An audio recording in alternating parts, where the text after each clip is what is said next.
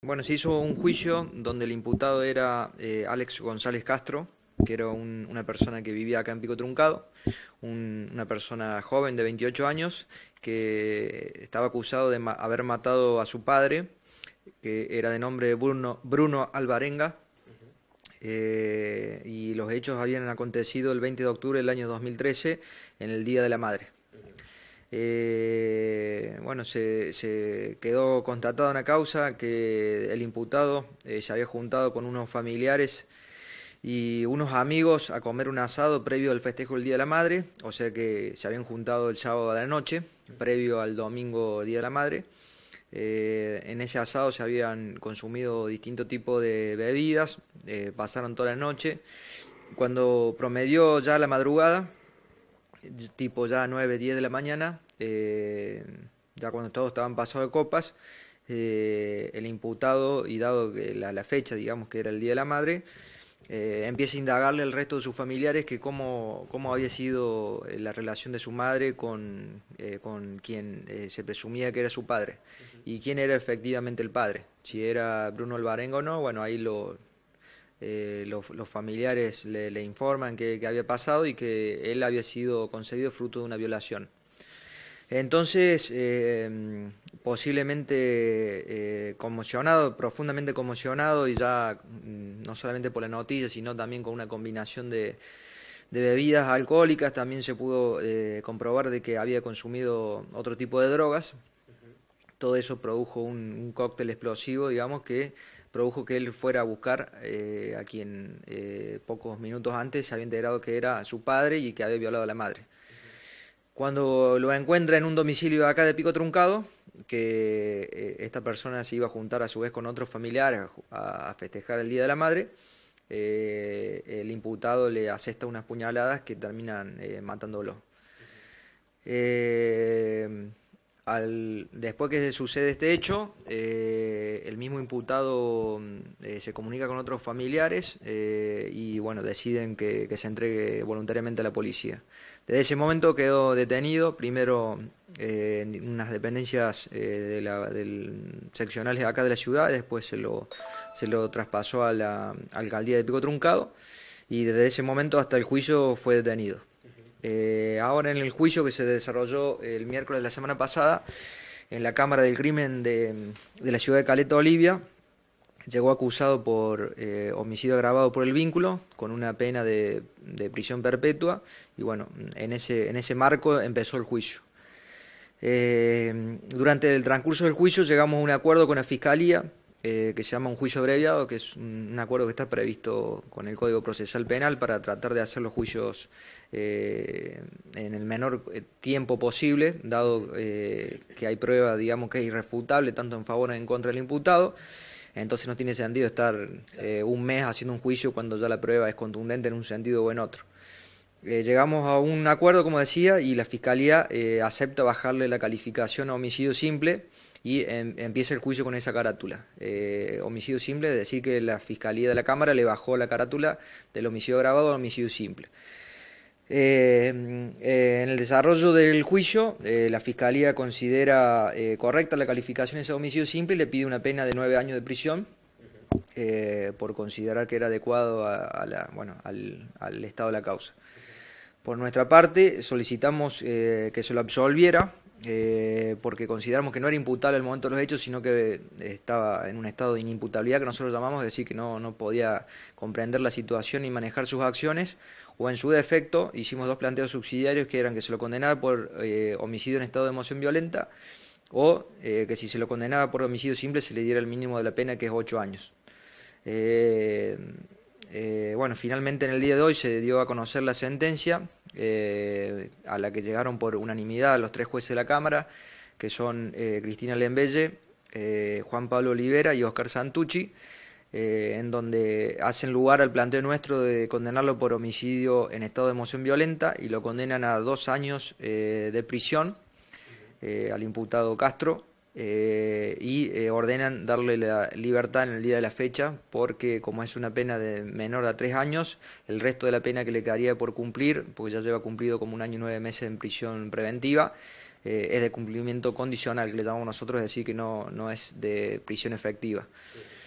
Así que bueno, consideramos que los jueces llegaron a un veredicto justo, sienta jurisprudencia en toda esta zona, porque la Cámara no había condenado nunca en estado de emoción violenta a los homicidios, a las que vienen acusados por homicidio, es decir, los condena o los absuelve, no cambia la figura a otra figura menos grave, digamos, como es un homicidio en estado de emoción violenta.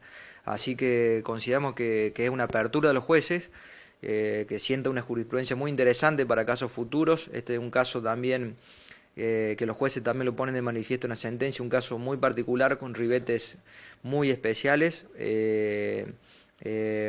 muy interesante, digamos, incluso para estudiantes de abogacía, para la gente que se interesa por casos policiales, por todos los ribetes, no tanto jurídicos, sino hasta psicológicos que rodeaban el caso.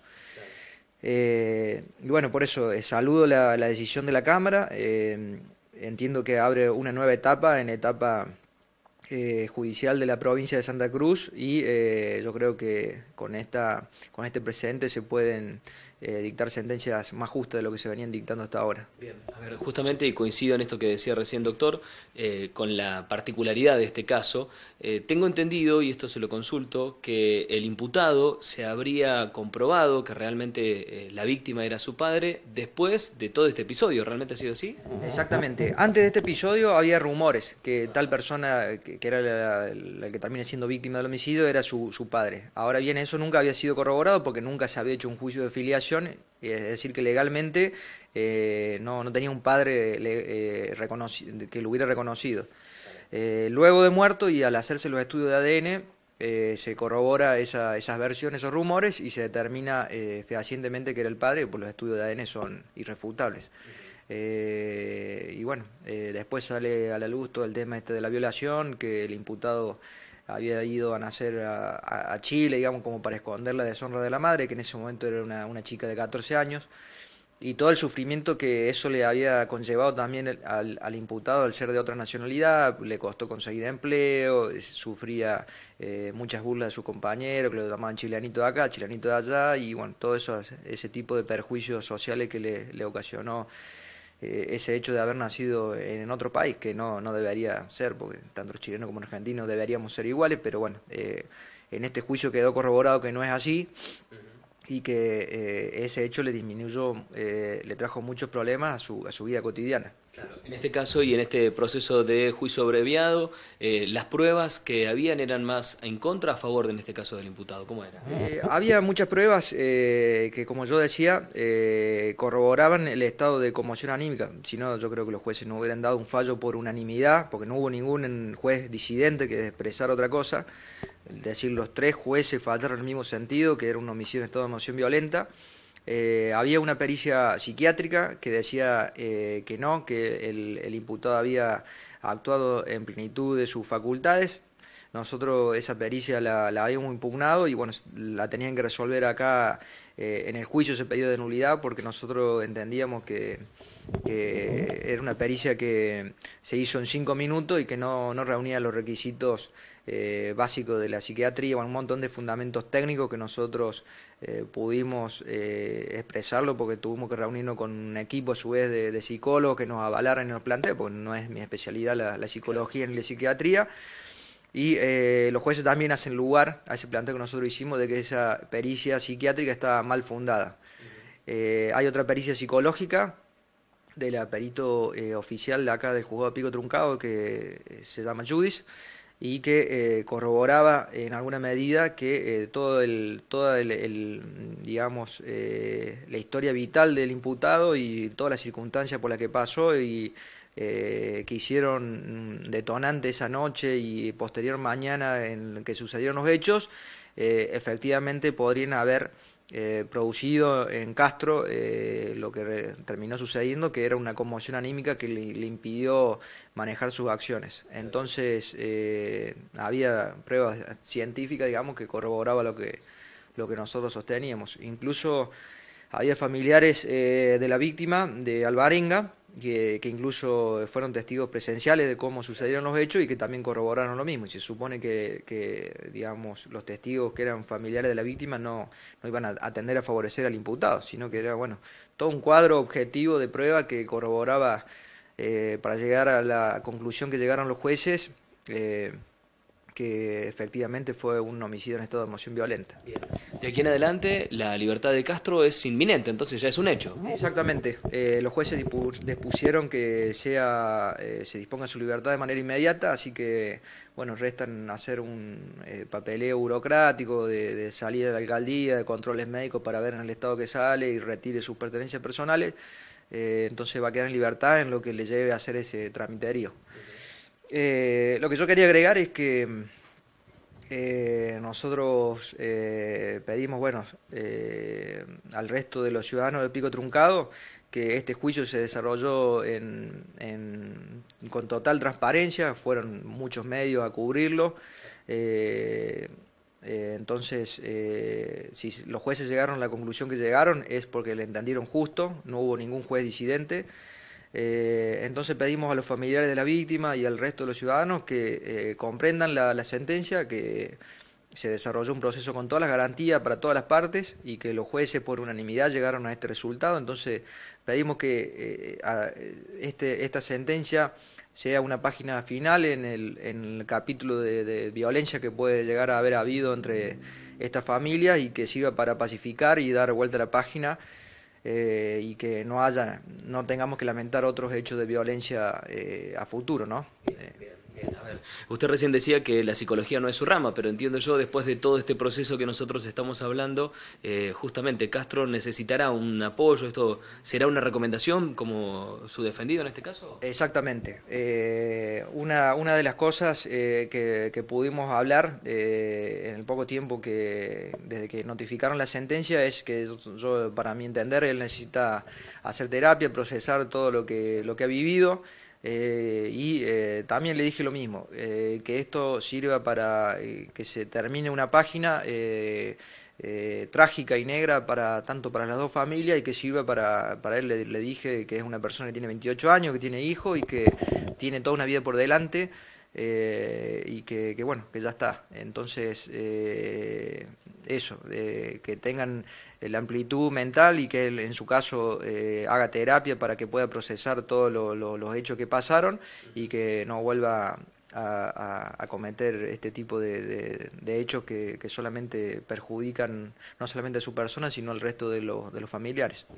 Me imagino, ya por último, es notorio el beneplácito, en este caso por la sentencia, entendiendo el trabajo y que se ha revertido una figura legal, judicial, que era complicada realmente. Exactamente. Fue un caso que a nosotros en lo personal nos había llegado mucho en lo personal, por todos los ribetes que decíamos. Yo me pude compenetrar mucho con el caso, con mi cliente, ver el drama humano que hay detrás de un expediente que son papeles, pero detrás de los papeles hay un drama humano, y en este caso era muy notable, digamos. Entonces también nos exigió un esfuerzo importante, como decía, porque tuvimos que reunirnos con otros especialistas en otras materias que no son las nuestras para que podamos movernos con soltura en el juicio, porque muchos elementos de los que terminaban condenándolo o absolviéndolo o bajándole la calificación legal eran psicológicos, y como decía, tuvimos que recurrir a otros especialistas. Así que bueno, un caso muy que en lo personal nos marcó mucho, y que bueno, por suerte, y más allá del aspecto personal del imputado o mío, de la satisfacción de que se cumplieron los objetivos que nos habíamos trazado al inicio del juicio, es la satisfacción, como decía, porque se abre una nueva etapa en la jurisprudencia de la región, porque este juicio va a marcar un antes y un después en cuanto al homicidio en estado de emoción violenta, que no hay antecedentes.